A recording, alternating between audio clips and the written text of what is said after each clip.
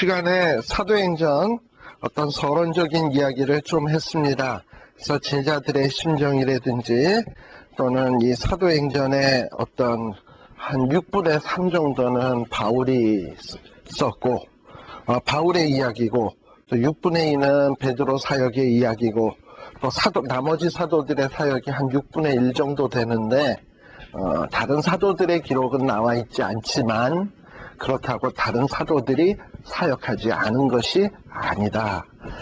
그래서 지난 시간에 도마 같은 사람은 저기 인도까지 가서도 주의 복음을 증거하다가 순교를 했다라는 얘기도 제가 말씀을 드렸고요. 이렇게 사도라고 하는 것은 보냄을 받은 사람입니다. 누가 보냈냐? 우리 예수님께서 보낸 것이죠. 마태복음 28장에도 보면은 우리 예수님께서 유언적으로 너희는 가서, 그러니까는 이 말씀을 듣는 자들에게 너희는 가서 모든 족속을 제자 삼아 아버지와 아들과 성령의 이름으로 세례를 주고 내가 너희에게 가르쳐 분부한 모든 것을 가르쳐 지키게 하라 라고 명령하셨고, 우리가 만일에 그 명령을 수행한다면 우리도 이 시대의 사도가 되는 거예요. 아마도 사도행전에는 바울과 베드로와 그리고 기타 빌립 몇몇 사도의 이야기만 기록되어 있지만 제가 보기에는 하늘나라에 아마 사도들의 행적이 또 있을 거야. 그러니까 성경에 기록되지 아니한 모든 하나님이 보낸 자들이 했던 그 사역에 대한 기록들이 쫙 있을 거라고요. 그리고서는 훗날 그 기록의 근거에서 우리에게 영광의 면류관, 생명의 면류관, 의의 면류관 이런 것들을 주실 거거든요. 그러니까 지금도 우리가 하루하루를 살아가면서 사도행전의 한 페이지, 한 글자, 한 글자를 기록해 가고 있는 것이다 라는 것을 생각을 하면 정말 한순간이 귀하게 여겨지겠죠. 그래서 그런 마음을 가지시고 요 사도행전을 보는데요. 이 사도행전은 우리 이제 여러분들 2페이지를 한번 보세요. 2페이지를 보시게 되면 사도행전에는 이 구분이 이렇게 되어 있습니다. 2페이지에 보게 되면 주로 사도행전에는 베드로의 사역하고 이 바울의 사역으로 되어 있습니다. 이 베드로의 사역과 바울의 사역으로 되어 있는데 거기 그 초점, 구분, 본문 위에서부터 아래로 보면 이렇게 되어 있죠. 거기에 보면 초점, 구분, 본문 하는데 이 베드로의 사역은 몇 장까지냐? 1장에서부터 12장까지인데요. 1장에서부터 12장까지는 주로 베드로가 이 초대교회 때 활동한 이야기가 주로 기록이 되어 있고, 그 다음에 13장에서부터는 주로 바울이 주인공이 돼서 마지막 28장의 내용까지 바울이 주인공이 돼서 사도행전이 기록되어져 있습니다. 그런데 특별히 거기에 보면 이제 초점 해가지고 1장에서부터 7장까지 내용을 보게 되면 승리 해가지고 처음에 나오는 내용이 뭐냐면 교회가 어떻게 탄생했는가 하는 얘기를 1장에서부터 4장까지 기록이 돼 있고, 또 이렇게 교회가 탄생이 됐다고 늘 평안한 것만은 아니에요. 교회 안에 여러 가지 이제 시련들이 나오기 시작을 하는데 그런 시련들을 통해서 어떻게 초대교회가 성장했는가 하는 얘기가 5장에서부터 7장까지 기록이 되어 있고, 그러다가 7장에서 마지막으로 스데반 집사님이 설교를 길게 한번 쭉 하고 난 다음에 스데반 집사님이 돌에 맞아 죽죠. 그 일로 인해서 그때 이제 바울 되기 이전 사울 시절에 이 사울이 중심이 돼가지고 초대교회 안에 큰 핍박의 바람, 환란의 바람이 불어닥치게 되는데 그 일로 인해서 초대교회 교인들이 각 지방으로 막 흩어지기 시작을 합니다. 그래서 예루살렘 교회가 흩어지기 시작을 하는 거예요. 그러면서 빌립 집사님 같은 경우에는 사마리아로 가고, 또 기타의 어떤 성도들은 구브로로 가고 안디옥으로 가고 막 이렇게 흩어진 이야기가 그 다음서부터 되어집니다. 그래서 1장에서부터 7장까지는 주로 복음이 예루살렘을 중심으로 전파되고 있다가 7장 이후 8장에서부터는 우리 예수님 뭐라 그랬죠? 온 유대와 그 다음에 어디? 사마리아와. 그래서 이제 8장에서부터 보면 사마리아가 어떻게 전도되어지는지 빌립 집사님에 의해서. 그래서 또 사마리아 지역에서 또 누구를 만나냐 하면 빌립 집사님이 또 이디오피아 넷이 구스 사람 그 이디오피아 넷이 그래서 간닥에 그 이디오피아 넷시를 만나서 전도하는 장면도 나오고요. 그리고서는 요 사마리아에 복음이 증거되고 또 더 나아가서 사마리아를 벗어나서 이제 이방으로 복음이 증거되기 시작하는 게 12장까지 이렇게 나오게 됩니다. 그런데 요때까지는 주로 베드로가 좀 이렇게 전면에 나서서 해요. 베드로가 나서서 이 복음 전파에 주동이 되어지게 되는데 13장부터는 이 바울이 중심이 돼서 1차 전도 여행, 2차 전도 여행, 3차 전도 여행에 의해서 이 유럽 지역까지 바울이 전도하는 이야기가 나오게 됩니다. 그러고 난 다음에 한 21장에서부터는 바울이 체포를 당하게 되고 마지막 로마로 압송되어져 나가는 이야기가 21장에서 28장까지 이렇게 기록이 되어 있습니다. 그래서 여러분들 도표를 보시면 좀 감이 오시죠? 예. 그래서 이 처음에 첫 부분은 교회 설립의 때고 그 다음에 어떤 스데반을 일로 인해서 교회가 분산되던 때고 그 다음에 교회가 분산되어서 사그라지고 없어진 게 아니라 교회가 확장되어지는 이런 모습들이 이 사도행전 안에 기록되어져 있습니다. 그래서 장소를 보면 처음에는 예루살렘 중심이었다가 그 다음에 유대와 사마리아 지역이었다가 이제 마침내 땅끝까지 복음이 증거되는 이런 내용들이 전개됩니다. 근데 이 여러분들 그 제일 밑에 보면 시간하고 나와 있죠. 이 예루살렘에서 복음이 전도되던 기간은 한 몇 년 동안이었나? 4년. 보통 AD 한 30년에서부터 33년이니까 30년, 31년, 32년, 33년, 4년 아닙니까? 4년 동안 이 예루살렘이 막 부흥하고 발전을 했고 그 다음에 환란의 바람이 닥치면서 흩어지기 시작을 했는데 그리고서는 이제 복음이 유대와 사마리아 지역에 복음이 전포된 기간은 한 몇 년이냐? 13년. 그러면 합하면 얼마? 21년. 그리고 그 다음에 사도 바울이 1차 전도여행, 2차 전도여행, 3차 전도여행, 4차 전도여행까지 한 기간이 얼마냐? 그게 14년. 그러니까 이 복음이 이 예루살렘에서부터 시작해서 저 유럽까지, 특히 로마까지 복음이 들어가게 된 것은 불과 30년, 한 30년 조금 넘을 정도로 그렇게 한 세월, 그 짧은 세월 안에 이 복음이 확 퍼지게 된 거예요. 그게 가능했던 것은 뭐냐? 바로 성령 하나님이 이 사도들과 함께 하셨기 때문이다. 라는 것을 여러분들이 보시면 좋겠고 3페이지에 보시게 되면 지난 시간에 나눠드린 프린트 없어요? 있어요? 네. 3페이지에 보시게 되면 거기에 보면 바울의 생애표가 나와요. 우리 13장 이후에 나오는 사도 바울이 중심이 된다 그랬잖아요. 거기 그 사도 바울의 생애표와 거기에 관계된 구절과 그 몇 년도에 바울이 어떤 일을 했는지 하는 내용들이 거기에 대충 이렇게 간략하게 기록이 되어 있는데 아마도 사도 바울이 출생했던 것은 예수님의 탄생과 비슷한 시점에 태어났던 것 같아요. 아마 나이적으로 보면 사도 바울이나 예수님이나 나이가 비슷하지 않았을까. 그러니까 참 하나님의 섭리가 묘하지 않아요, 여러분들?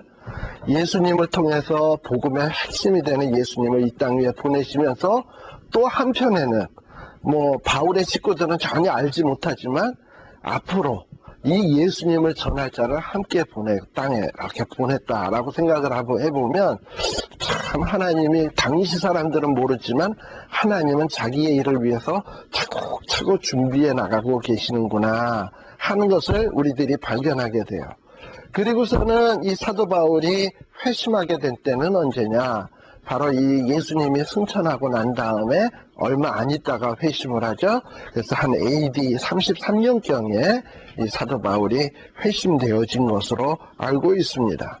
그리고 이제 나머지에 쭉 나오는 내용들이 이 사도 바울이 행했던 이 기록들이 쭉 거기에 열거되어져 있습니다. 그래서 나중에 여러분들이 사도 바울의 이 행적들을 볼 때 이 내용을 한번 이렇게 읽어보시면 좋겠어요. 예. 자, 그 다음에 4페이지를 보시게 되면,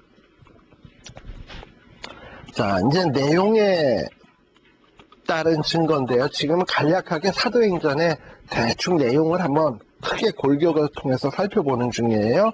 4페이지에 보게 되면, 내용에 따른 개론이다라고 되어 있는데, 그 첫 번째에 보면은 예루살렘에서 어떻게 복음이 증거되기 시작을 했는가. 오순절 성령이 임한 다음에 이 사도들의 설교로 말미암아 예루살렘 교회가 설립이 되었어요.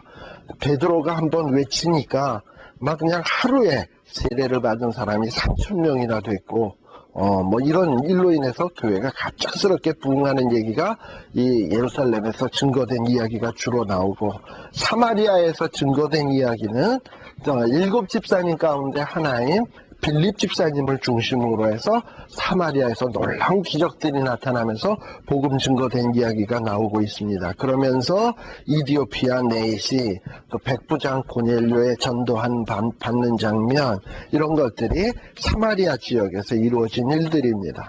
그 다음에 땅끝까지 이르러 증거되는 것은 바로 사도 바울에 의해서 이루어지는 내용들이에요. 그 다음에 5페이지로 가시게 되면 되게 빨리빨리 넘어가죠. 그런데 이제부터는 이제 성경 내용을 중심으로 한번 살펴보려고 해요. 지난 시간에 우리가 사도행전 1장에 나오는 내용은 대충 우리들이 좀 살펴보았어요. 그래서 예수님이 승천하시고 또 예수님이 감람산 위에 섰을 때 제자들이 예수님을 향하여 주님 회복하실 때가 이때니까 뭐 이랬을 때 그건 너희의 알 바 아니고 너희는 가서 성령이 너희에게 임하시면 예루살렘과 유대와 사마리아와 땅끝까지 이르러 내 증인이 되라 라고 얘기한 어떤 그런 이야기 다 여러분들에게 했으리라고 생각이 되어져요. 그래서 여러분들 사도행전 이제 1장 12절을 보십시다. 12절에 보게 되면 제자들이 바로 그 감람산 예수님이 승천하신 그 감람산으로부터 내려와서 돌아오게 됩니다. 그래서 돌아와가지고 13절에 보니까 어디에 들어가게 되었냐 하면 저희의 유하는 다락이 어디겠습니까? 마가의 다락방. 여러분들 다락방 하면 굉장히 조그만 것 같죠? 절대 안 그래. 그 안에 몇 명이 있었어요? 120명. 그래서 제가 보통 성지순례 가시는 분들이 이 마가의 다락방이라고 찍어온 사진이 있더라고요. 그래서 언제 한번 제가 슬라이드나 이거 한번 좀 보여줄 기회가 있으면 보여드렸으면 좋겠는데 여기 그게 없네요. 예? 저쪽 교회 본당에는 있긴 있는데 그걸 하려면 좀 허락을 맡아야 될 것 같고, 그래서 기회가 되면 한번 제가 보여드릴게요. 근데 이 마가의 다락방이 꽤 커요. 그러니까 우리가 보통 영화에 보면은 어떤 이런 무도회 장면, 사람들 이렇게 유럽 사람들 이렇게 댄스하고 춤추고 그런 유럽 볼 때면 큰 홀 같은 데서 하잖아요. 그만큼 큰 것 같더라고요. 그런 데에 120명이 쫙 모여서 열심히 기도하고 있은 거예요. 기도하고 있는데 여기 기도한 사람들 쭉 열거돼 있죠. 13절에 보니까 베드로를 위시해서 제자들하고, 그리고 또 14절에 보면 이 예수님 당시에 예수님을 수종 들고 따라다녔던 여자들, 그 다음에 또 14절에 보게 되면 또 누구도 있냐면은 예수의 아우들, 거기 아우들, 예수님의 이 형제들은요, 사실 예수님이 공생의 기간에 예수님에 대해서 잘 몰랐어. 그리고 예수님을 좀 빈정대고 좀 그랬어요. 그런데 이제는 예수님의 아우들도 어떻게 해요? 더불어 마음을 같이하여 전혀 기도에 힘쓰니라. 자, 여기에서 마음을 같이 했다라고 이야기하는데, 이 마음을, 어떤 마음을 같이 했을까요? 열심히 기도해야지. 단순히 이런 마음일까요? 그 정도의 마음이 아니라, 지금 우리 예수님이 승천하시면서, 예수님이 회복하실 때가 그때니까 했을 때 예수님이 뭐라 그랬죠? 그건 너희 알 바 아니고, 오직 성령이 너희에게 임하시면, 너희가 권능을 받고 온 유대와 사마리아와 땅끝까지 이르러 증인된다. 그 말씀. 우리가 이제 뭔가 해야 될 일이 있는데, 그러기 위해서는 뭘 받아야 되겠다? 성령을 받고 성령의 권능을 힘입어야 되겠다 하는 데다가 마음을 같이 하게 된 거야. 그리고 또 어떤 마음을 같이 했냐면, 우리 이미 공부했습니다만 요한복음 16장 한번 보세요. 요한복음 16장 7절에 보시게 되면, 이미 예수님께서 하신 말씀이에요. 요한복음 16장 7절에 보면 예수님이 십자가 지시기 전에 이미 여러 가지를 제자들에게 말해줬어요. 근데 그때는 제자들이 들을 때 어떻게 들었냐면 귓등으로 들었어. 그냥 한 귀로 듣고 한 귀로 휙 흘려보냈단 말이죠. 듣고서도 그게 뭔 말인지, 얼마나 중요한 말인지, 귀한 말인지에 대해서 전혀 생각도 못했어요.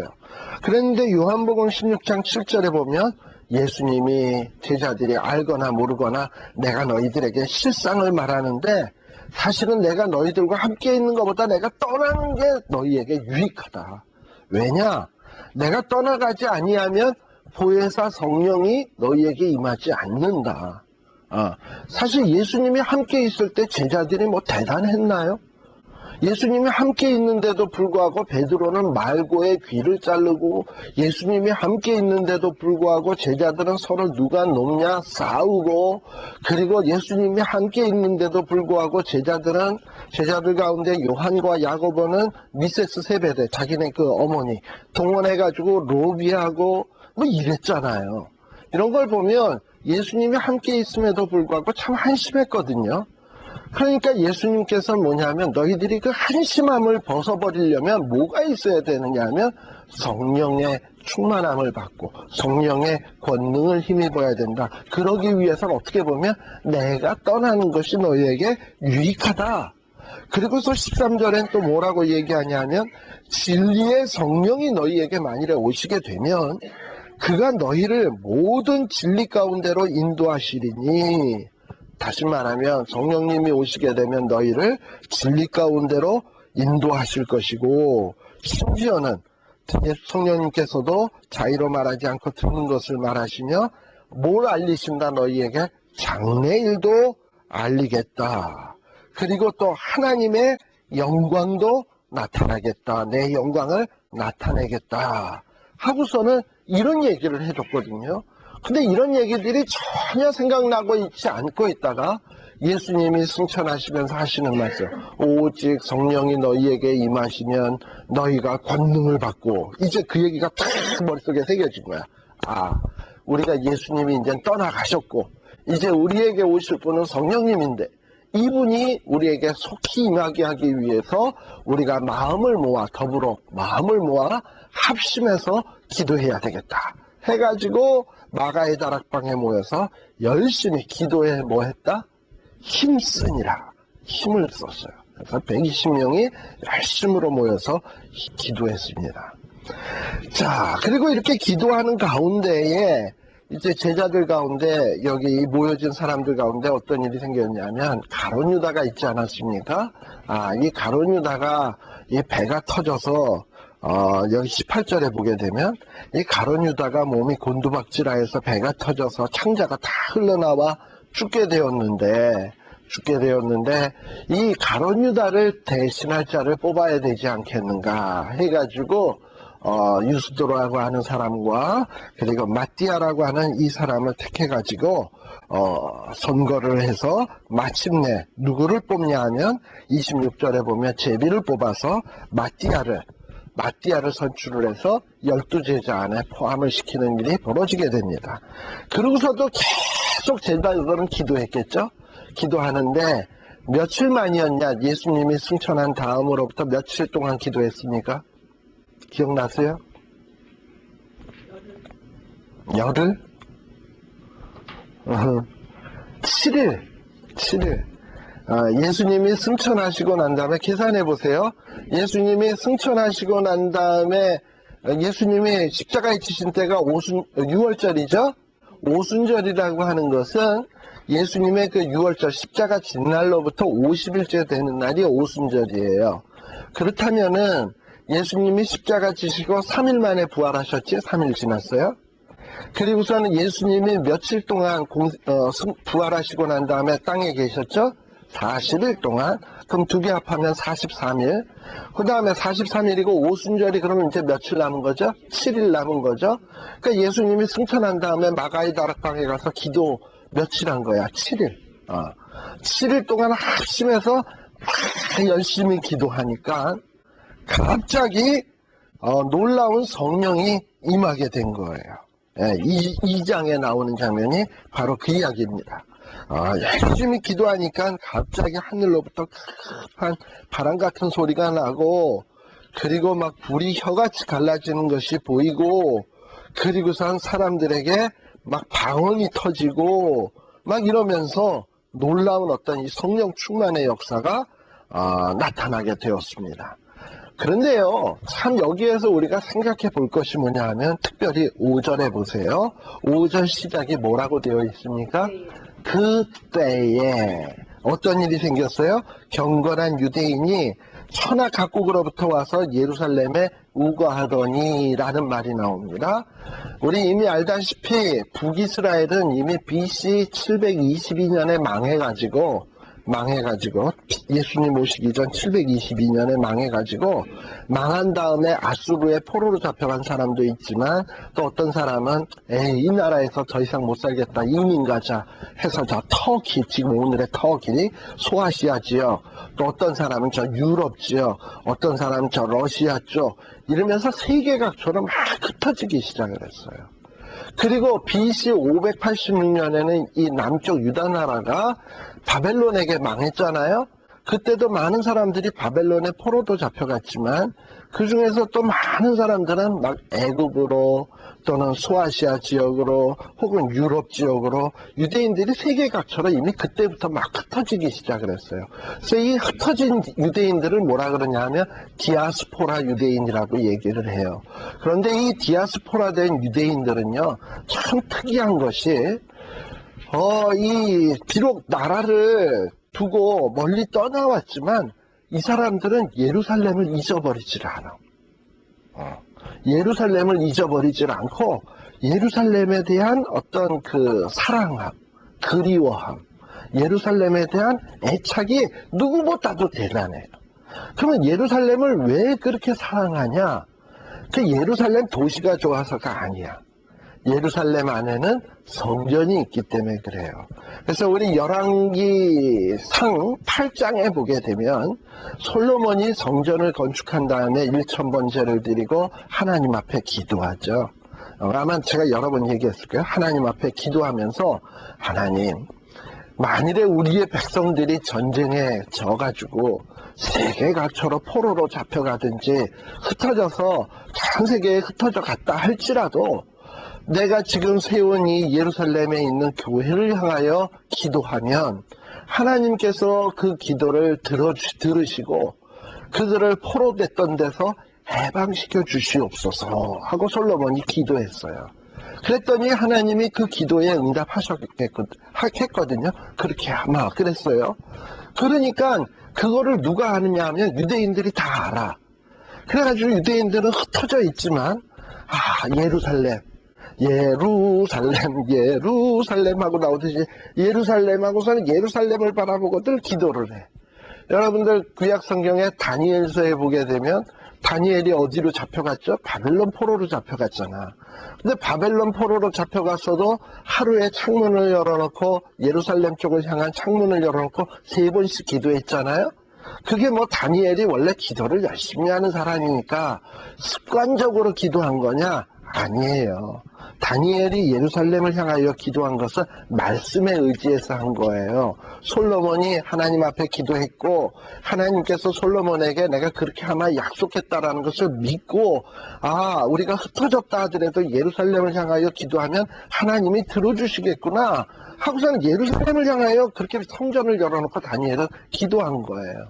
이렇게 흩어진 사람들은 다 뭐에 대한 미련이 있었냐면 예루살렘에 대해서 미련이 있었어요. 그리고 디아스포라된 유대인들의 꿈이 있었어요. 그 꿈은 뭐냐 하면 다시 터키나 유럽 같은 데서 예루살렘을 지금은 뭐 우리가 비행기 타면 휙 하고 오는 거지만 그 당시에는 거기에서 이 예루살렘까지 온다는 거는 쉬운 일 아니에요. 그러니까는 뭐 터키에서 태어나가지고 평생 터키에서 살다가 터키에서 죽는 사람이 태반인 거야. 그러니까 그 사람들의 내 평생 소원은 뭐냐면 내 평생에 한번 예루살렘에 가서 예루살렘의 성전을 한번 눈으로 보는 게 이게 그들의 최고의 꿈인 거예요. 그래가지고 좀 살만해지거나 능력이 있거나 힘이 좀 생기게 되면 세계 각처에 있는 유대인들이 예루살렘으로 옵니다. 그럼 한번 생각해 보세요. 이렇게 자기 하던 일을 그만두고 예루살렘에 오는 사람이라면 이 사람들이 신앙이 나름대로 좋은 사람이겠습니까? 나쁜 사람이겠습니까? 성전을 그리워서 찾아오는 사람이면 좋은 사람들이죠. 그러나 이 신앙이 좋지만 이 사람들이 예수님에 대해서 아는 사람들입니까? 지금 모르는 사람입니까? 전혀 모르죠. 왜냐하면 흩어져서 살았으니까 예루살렘에서 뭔 일이 생겼는지 알지 못하잖아요. 지금처럼 뭐 인터넷이 있거나 TV가 있거나 라디오가 있어서 뉴스로 들으면 다 알겠지만 그 당시엔 그거 모르거든요. 그런데 이 세계 각처에 있는 경건한 유대인들이 어느 날이 되니까 모여들어 오순절. 자, 이스라엘에게는 세 가지 절기가 있어요. 유월절이 있고요, 오순절이 있고요, 그 다음에 수장절이라고 해서 마지막 추수한 걸 거두는 이 3대 절기가 있어요. 그래서 이미 하나님께서는 너희들 이스라엘 사람들은 1년에 3차씩은 반드시 하나님 앞에 나와서 특히 예루살렘 성전에 와서 자기 자신을 보일지니라 명령을 했거든요. 그러니까 이 유대인들, 흩어진 유대인들은 할 수만 있으면 그 절기 기간에는 예루살렘의 성전에 오려고 했어요. 그래가지고 세계 각처에 흩어진 유대인들이 오순절날 지키러 온 거예요. 그러니까 이 사람들이 뭐 제자들 만나러 온 것도 아니고 뭐 성령 충만 받으러 온 것도 아니고 실제는 자기네들의 그 유대 종교의 절기인 오순절을 지키기 위해서 온 거예요. 그런데 그러니 유대인들이 예루살렘 성전 앞에 북적거리겠습니까? 안 북적거리겠습니까? 굉장히 많겠죠. 바로 그렇게 굉장히 많은 시점에 하나님이 오순절날 사도들에게 임한 거예요. 그러면 좀 이해가 되세요? 왜 하필 오순절인가? 왜 오순절날 우리 사도들에게 성령님이 임하셨고 이 베드로가 말문이 터져가지고 그냥 팍 외치면서 돌아오게 했는가? 완전히 사람들 모이기를 하나님이 모아놓고 성령 붓고 외치도록 하고 그러니까 하루에 몇천 명? 3천 명, 막 5천 명 이게 돌아온 거예요. 그러니까 이 3천 명 가운데는 누가 포함되어 있냐 하면 흩어져 있던 유대인들. 이 흩어져 있던 유대인들이 경건한 유대인들이 베드로의 말을 듣고 예수를 믿어가지고 사실 자기 지역에 돌아간 거지. 자기 지역에 돌아가서 내가 유대 지방에 갔더니 아주 놀라운 일을 봤다. 이러고서 입소문을 내기 시작한 거 아니에요? 그게 뭐냐 하면 하나님께서 이제 베드로 그리고 사도 바울이 전도 여행을 가야 되잖아. 전도 여행을 가기 이전에 이미 한번 복음의 맛을 꽝 한번 맛보게 하고 그들을 흩으셨어. 그리고 이제 사도 바울이 갈 때 그걸 뭐라 그럽니까? 천병이라는 거 아세요, 여러분들? 어떤 이 군인대가 먼저 이렇게 가기 위해서는 그 앞에 척부병이라 그래가지고 먼저 이렇게 보고 가잖아. 에? 바로 이 3천 명 안에는 그런 척부병과 같은 사람을 보낸 거야, 이미. 그래가지고 거기에 보면 나중에 우리가 사도들이 갈 때 보면 가는 곳마다 사도들을 돕는 사람들이 생기잖아요. 바울을 돕고 뭐 이렇게 섬기던 사람들이 있잖아요. 그런 사람들이 왜 바울을 도울 수 있었냐? 벌써 이미 복음이 이렇게 전파되면서 어느 정도 하나님께서 준비시켜서 바울의 갈 길들을 예비하고 있는 거예요. 그러니까 참 하나님께서 이 하시는 일을 보면요, 그냥 정말 치밀하신 것 같아요. 계획이 있어서 차곡차곡, 오순절 날이 이르게 되니까 하나님이 한 일주일 전서부터 기도하게 만드시고, 때가 딱 되네. 그 때가 되니까 5절에 보니까 그때에 유대인이 천하각국으로부터 예루살렘에 우거하더니, 이러고선 이렇게 우거하고 바글바글 할 때에 소리가 나며 큰 무리가 모여 각지 자기 방언으로 제자들의 말하는 것을 듣고 소동했다라고 돼 있어요. 그러니까는 바로 그 기점을 딱 이용해서 하나님이 방언도 주시고, 그래가지고 막 이렇게 놀라운 역사가 나타나게 된 거예요. 그런데 세계 각처에서부터 어디서부터 모여왔냐? 여러분들 거기 9절에 보게 되면 바데인, 메데인, 엘라민, 메소포타미아, 유대, 가파도기아, 본도, 아시아, 부르기아, 밤빌리아, 애굽, 구레네, 리비아 이러고 나오니까 뭐가 뭔지 하나도 모르겠죠? 지도를 보세요. 지도가 있을 거예요, 아마.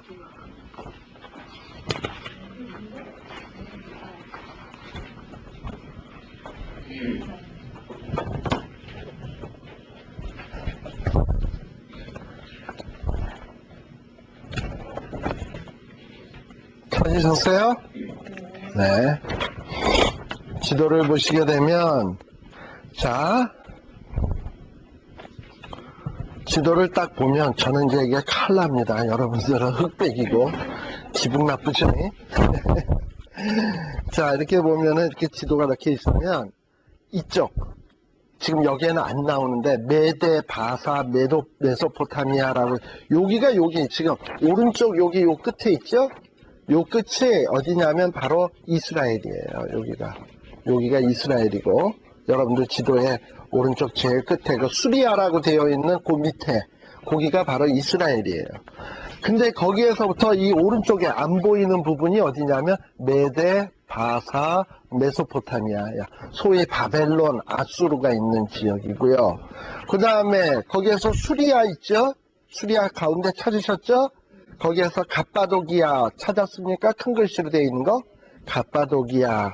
여기 이 지역은 갑바도기아, 갈라디아 여기가 어느 나라냐면 지금식으로 얘기하면은 터키예요. 터키. 예. 그래서 보통 성지순례 하면은 여러분들이 보통 예루살렘, 이스라엘만 성지순례로 생각을 하는데 성지순례에는 두 가지 코스가 있어요. 하나는 터키를 중심으로 이루어지는 성지순례가 있고 또 이스라엘을 중심으로 이루어지는 성지순례가 있어요.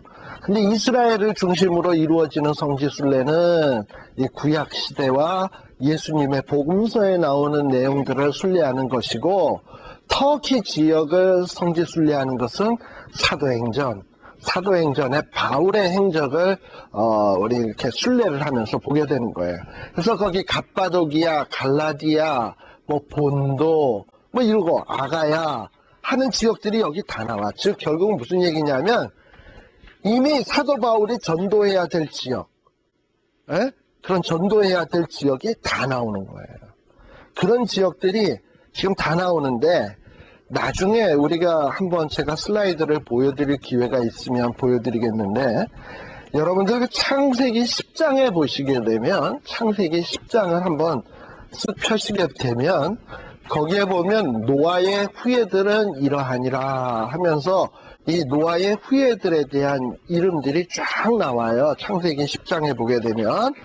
그런데 이 노아의 그 아들들의 이름 있잖아요. 노아의 셈, 함, 야벳 그리고 셈, 함, 야벳이 낳았던 자식들의 이름이 단순히 이름이 아니야. 그 이름들은 다 뭐냐면 나라 이름이 돼버려요. 당시에 창세기 10장에 나오는 자식들의 이름은.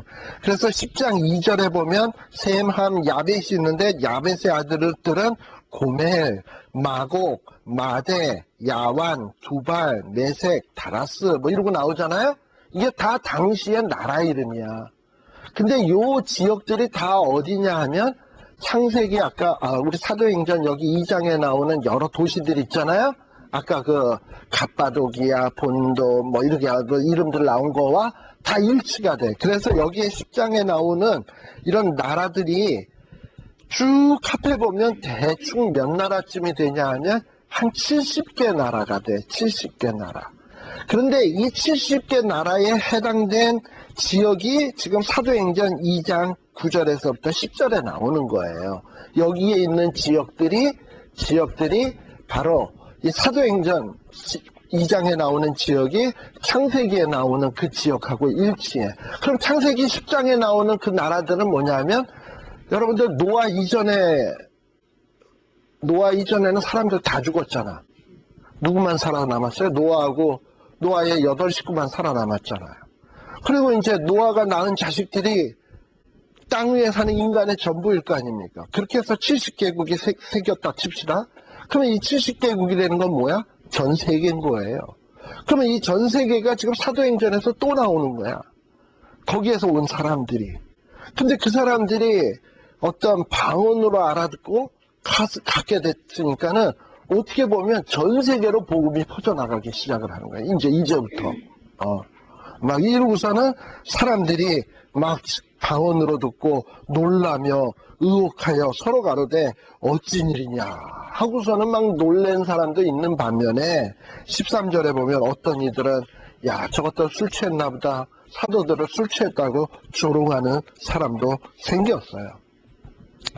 자, 이 방언이라고 하는 것은 여러분들이 한번 생각을 해보세요. 보면은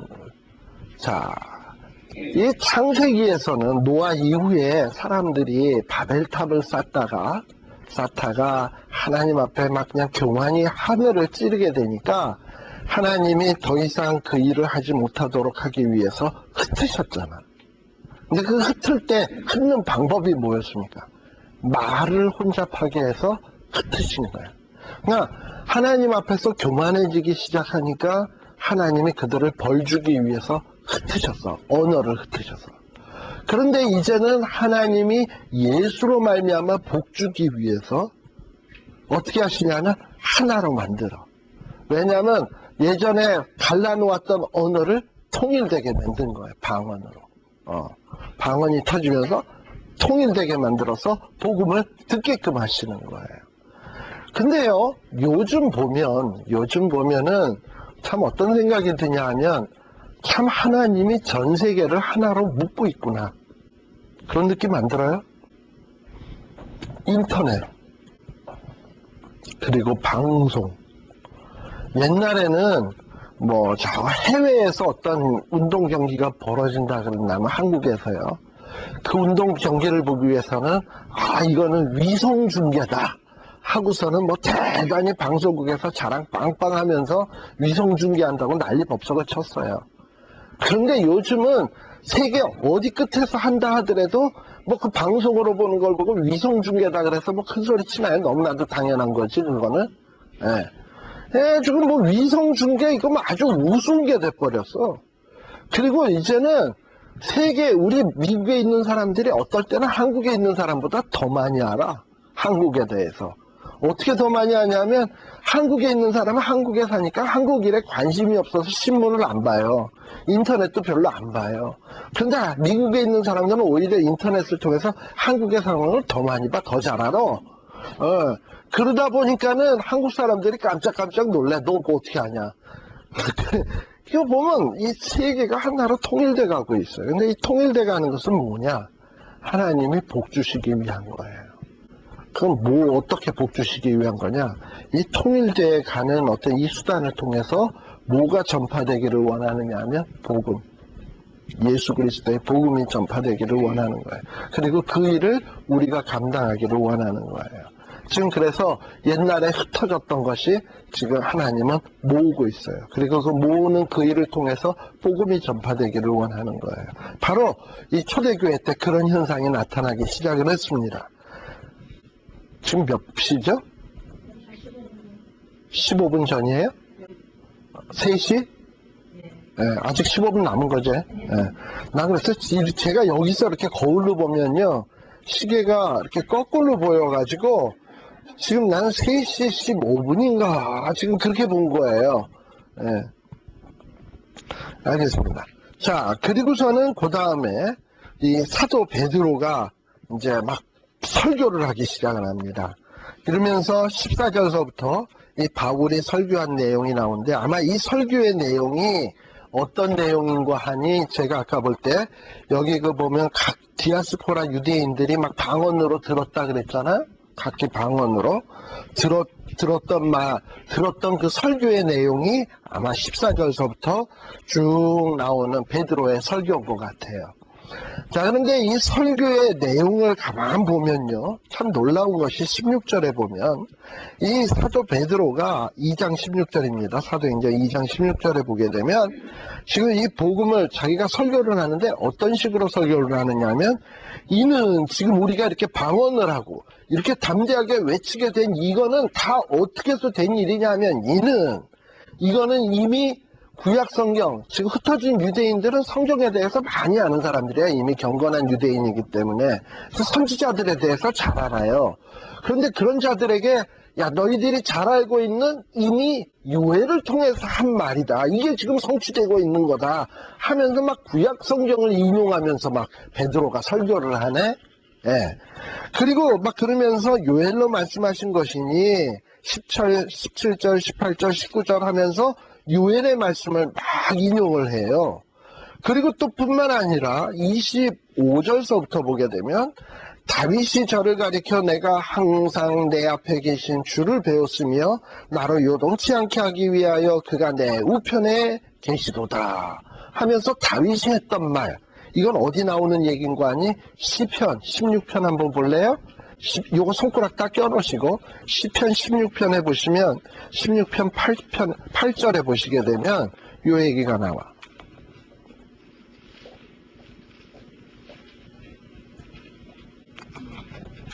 (16편 8절)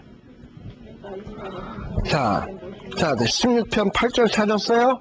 네, 구약성경 810페이지 다 같이 한번 읽어봅시다. 시작. 내가 여호와를 항상 내 앞에 모심이며 그가 내 우편에 계심으로 내가 요동치 아니하리로다. 그리고 16장 그 제일 앞에 보면 요거 누가 썼다고? 다윗의 믹담 이렇게 돼 있죠? 그러니까 이거 누가 쓴 거냐면 다윗이 쓴 글이야. 근데 요 내용이 지금 사도행전 2장 25절에 보게 되면 똑같이 나오지 않아요? 그죠? 사도행전 2장 25절하고 똑같이 나오죠? 네, 이런 걸 딱 보면, 이 사도 베드로가 어분 줄만 알았는데, 이제 구약 박사가 돼버렸네? 그쵸? 네.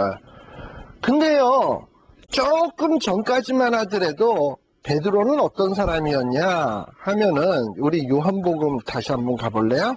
요한복음에 보시게 되면,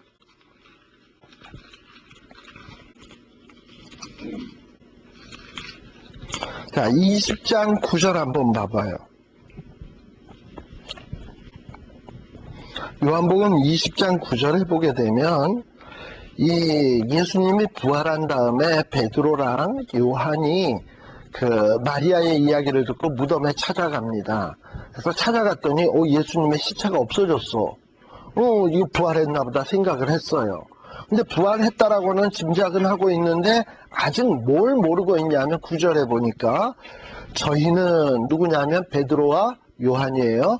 요한이 성경에 그가 죽은 자 가운데서 다시 살아나야 하리라 하신 말씀을 아직 알더라 모르더라?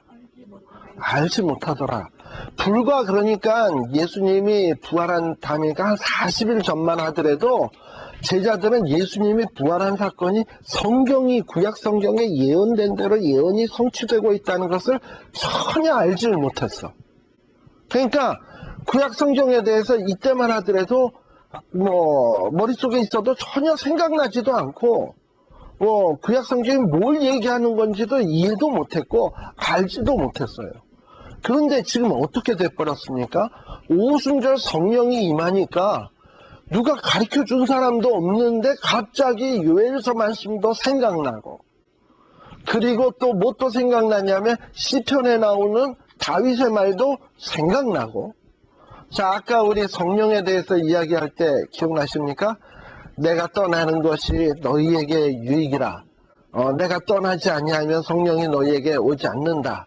그리고 진리의 성령이 오시게 되면 너희를 진리 가운데로 인도하실 것이다. 그리고 너희 안에 계셔서 너희에게 생각나게 하시리라. 기억나시죠? 네. 바로 성령님이 하시는 일이 그거예요. 그러니까 지금 성령님이 베드로에게 확 임재하기 시작하니까 이미 과거에 희미하게 알았던 성경 말씀들이 그냥 막 설교 도중에 막 생각이 나오고 떠오르고, 그리고 성령님이 주시는 생각에 의해서 막 말씀이 외쳐지기 시작하니까 그 말씀이 그냥 성도들의 마음속에 그냥 가서 콱콱 베끼는 거야. 예. 그러니까 여러분들 그 교회의 부흥의 비결, 그리고 교회의 목사님의 설교를 통해서 어떻게 하면 성도들이 은혜 받을 수 있을까, 그 비결이 뭘까 했을 때 중요한 게 뭐겠습니까? 성령님께서 그 목사님을 사용하도록 만드셔야 돼. 네. 그러면 놀라운 역사가 일어나요. 과거에 영국에 아주 유명한 설교가가 한 분 계십니다. 스펄전 목사님이라고 하는 아주 유명한 설교가예요. 그래서 그분이 쓴 그 설교집 같은 게 아직도 완전히 클래시컬한 아주 귀한 책으로 전달되어져 있어요. 저희 집에도 있어요. 스펄전 목사님이라고 아주 유명한 목사님인데, 근데 그분네 교회는요, 그러니까 뭐 얼마나 사람들이 많이 모이는지 몰라. 그 사람의 설교를 듣기 위해서 먼 지방에서부터도 다 와. 그쯤 되면은 우리는 그 교회는 교회를 아주 아름답게 건축했겠구나, 잘 지었겠구나, 이런 생각이 드시죠? 그런데 그 교회에 딱 가니까 어떤 사람이 스펄전 목사님이 어떻게 하길래 그 교회가 부흥하나, 그게 궁금해가지고 그걸 연구하러 그 교회를 간 거예요. 갔더니만 교회에 가니까 휑해. 그리고 난방도 안 돼 있어. 교회가 난방도 안 돼 있는데 그냥 목사님이 설교하면 사람들이 은혜를 받고 막 그냥 충만해져서 간단 말이죠. 그래가지고 거기 그 조사하러 간 사람이 스펄전 목사님한테 물어봤대요. 아니, 여긴 교회 시설도 별로 안 좋고 난방도 안 돼 있고 왜 이런데 어떻게 이렇게 교회가 부흥합니까? 하고 물어봤대. 그랬더니 스펄전 목사님이 씩 웃으면서 하신 얘기가 뭐냐면, 우리 교회의 이 부흥의 비결을 아시려면 한 예배에 한 30분 전에 오셔서 이 본당으로 오지 말고 저 지하 다락방이 있는데 그걸로 한번 가보셔야 된다고. 그리고 얘기를 해준 거예요. 그래가지고 그 다음번에 와가지고는 30분 전에 와가지고 그 지하 다락방에 들어가 봤네. 그랬더니 거기에 몇백 명의 성도들이 이미 와서 거기에서 그날의 예배를 통해서 성령님께서 역사해 달라고, 그리고 목사님이 말씀 외칠 때 하나님 역사해 달라고, 그냥 통성으로 사람들이 그냥 막 기도하고 있었던 거예요. 네. 그러니까 그런 기도가 있으니까 하나님께서 스펄전 목사님이 설교를 할 때 스펄전 목사님의 말씀 속에 역사하는 거예요. 역사하니까 그 역사하는 말씀들이 그냥 가서 팍팍 베끼게 되고, 또 스펄전 목사님도 막 설교를 하다 보면 막 하나님이 생각나게 하시고 막 말씀 외치게 하니까 거기에 능력이 있고 힘이 있는 거예요. 그래서 아주 놀라운 역사가, 그렇게 부흥하는 역사가 있었어요.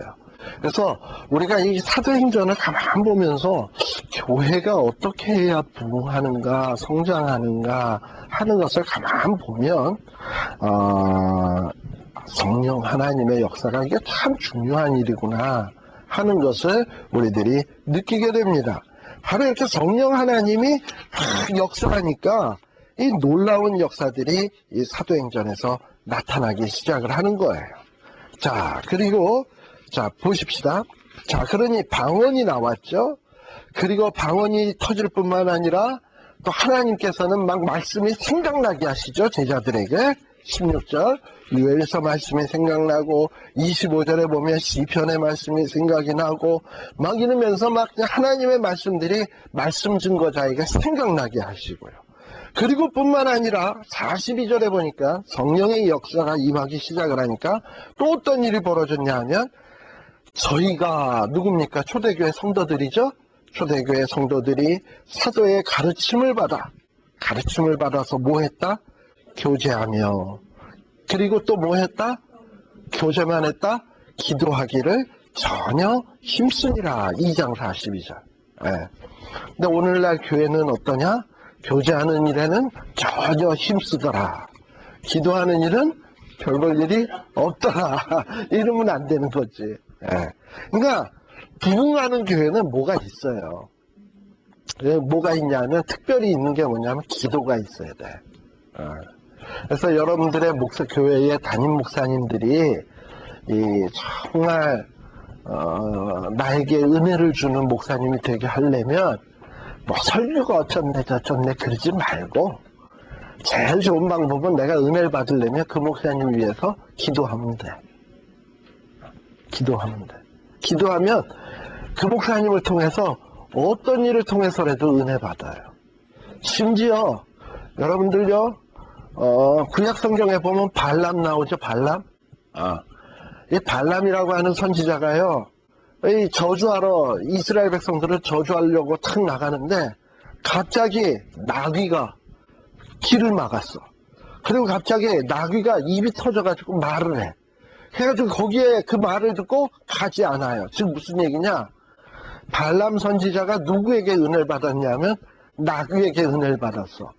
나귀가 하는 말에. 자, 그럼 나귀가 어떻게 해서 말을 하게 됐냐? 하나님의 신이 나귀에게 임해버린 거야. 그랬더니 나귀가 말을 해. 그러니까 나귀가 말하는 거를 선지자인 발람이 듣고 은혜를 받았다니까? 무슨 얘기인지 알겠어요? 그럼 내 교회 담임 목사님이 한만 못하다 하더라도 나귀보다 못하겠어? 안 그래요? 나귀보다는 낫겠지.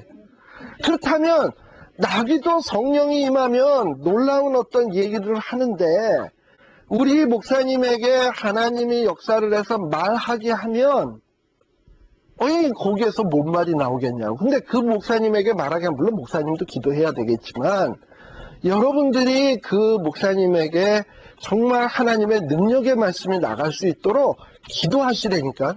그러면 암만 나귀 같은 목사님이라도 말하기 시작하면 은혜 받아.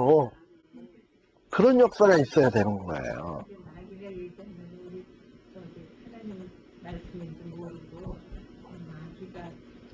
근데요, 나귀가 아니 말고 나귀. 그런데 또한 하나님이 누구에게도 역사를 하냐 하면 말씀을 증거하는 자에게도 역사하지만 듣는 이에게도 역사하신다니까. 그래서 이게 커뮤니케이션이 되게 하신다니까. 그래서 은혜를 받는 거예요. 그러니까 기도한 사람에게 왜 하나님이 역사 안 하겠어? 그리고 기도를 누굴 위해서 해줬으니까 그분에게도 역사를 하면 당연히 은혜를 받지.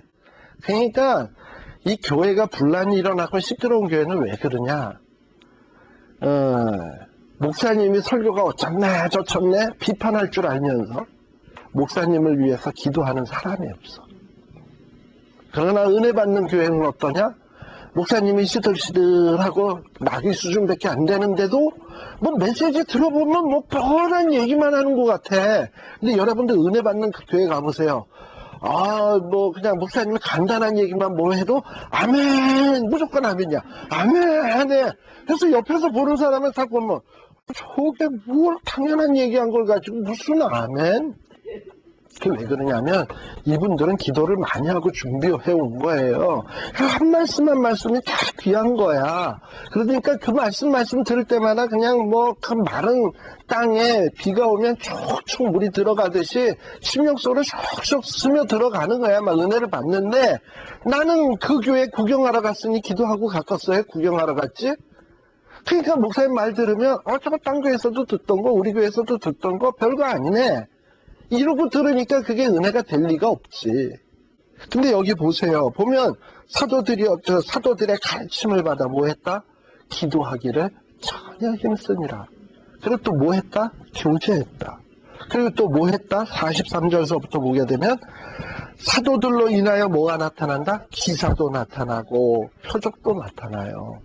그래서 정말 살아있는 교회는 보면 능력의 역사들이 있어요. 성령의 역사는 중단된 게 아니에요. 지금도 얼마든지 있을 수 있어요. 예, 있을 수 있고요. 그리고 또 뿐만 아니라 이렇게 은혜를 받으니까 어떤 일이 벌어지냐 하면 2장까지만 맞추고요. 사람들이 자기의 물건들을 제 것이라 하지 않냐고 그냥 나눠. 통용해. 다 나누고. 그리고 47절에 보면 막 찬양이 있고, 그리고 47절에 보면 하나님을 찬미하며 또 뭐 했다? 온 백성에게 칭송을 누가 칭송을 받은 거야? 그러니까 성도들이 다른 안 믿는 사람들에게 칭송을 받은 거예요. 아름다운 교회는 어떤 교회냐? 교회만 으쌰으쌰 부흥이 돼가지고 주변 사람들이 아유 저놈의 교회 때문에 우리가 금요일날 잠을 못 자겠다. 저놈의 교회 때문에 일요일날 하도 파킹들을 아무데나 대놔가지고 신경질 나 죽겠다. 저 교회 그냥 칵 망해버려라 하면 그건 문제 있는 교회야. 진짜 제대로 된 교회라면 주변 사람들에게 칭송을 받아야 돼. 아시겠죠? 네, 이게 이 초대교회인 거예요. 네, 이런 어떤 교회의 모습들이 초대교회 안에 이루어지기 시작을 했어요. 그래서 이 초대교회가 어떻게 부흥을 했으며 부흥한 교회의 모습은 무엇인가 하는 것을 우리들이 이렇게 낱낱이 보게 되면 우리 교회가 어떻게 하면 부흥할까? 우리 교회가 어떻게 하면 좋은 교회 될까? 하는 것들을 여러분들이 그 원리를 발견할 수 있으리라고 보여집니다. 우리 잠시 쉬었다 가도록 하겠습니다. 저기